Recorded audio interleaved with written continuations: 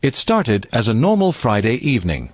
I just finished a long day at work and was looking forward to a quiet night at home.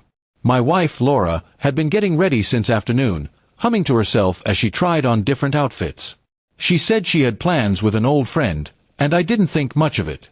We both had our own social circles, and trust had always been the foundation of our marriage.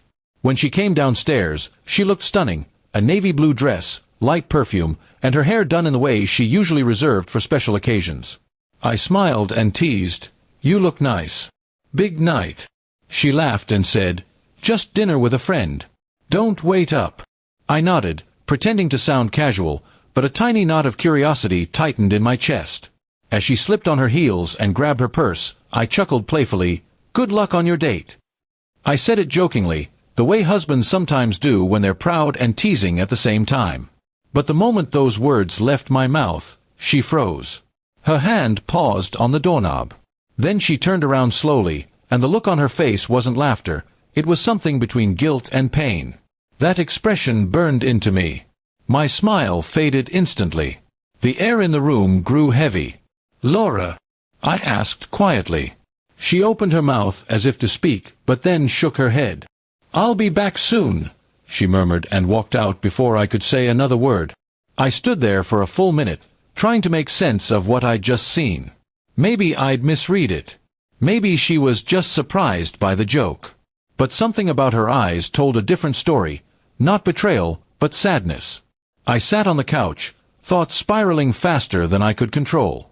After a while, I decided to take a walk to clear my head. I ended up near the small cafe where she used to meet her college friends.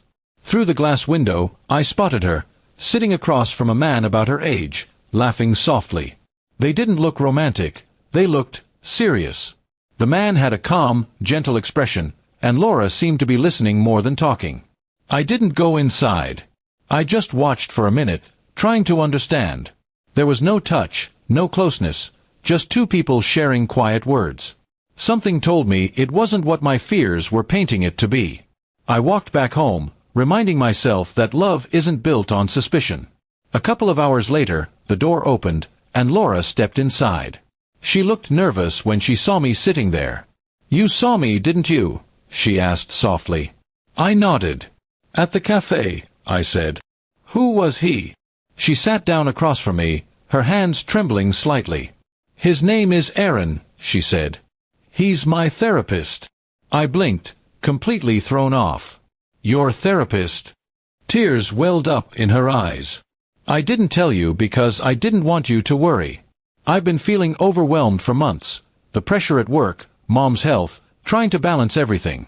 I wanted to handle it alone, to be strong. But I realized I couldn't keep pretending. I needed help." The silence that followed was thick but not angry, just full of unspoken emotion. I leaned forward and took her hand. "You thought I'd see that as weakness?" I asked. She nodded.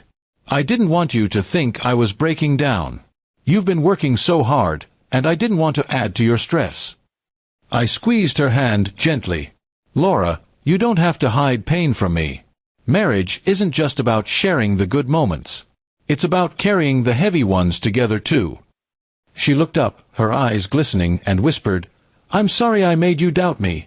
That night, we talked for hours, about her anxiety, about how distant we had both become, and about how silence sometimes builds invisible walls even between people who love each other deeply. For the first time in months, we spoke honestly, without pretending that everything was fine. In the weeks that followed, Laura continued her therapy, but she also started sharing more of her thoughts with me. We began walking together after dinner, cooking on weekends, and learning how to be present again. The trust that had wavered for a moment grew stronger than before, not because we ignored the fear, but because we faced it together. Looking back, I sometimes think about that one sentence, "Good luck on your date." I'd meant it as a joke, but it ended up opening a door we didn't even realize was locked. It taught me that even casual words can uncover deep truths if you're willing to listen beyond them. Now, whenever Laura leaves for her therapy sessions, she kisses my cheek and says with a small smile, "Don't worry, it's just a date with clarity." And every time, I smile back, grateful that honesty, no matter how late it comes, has a way of bringing two people home again.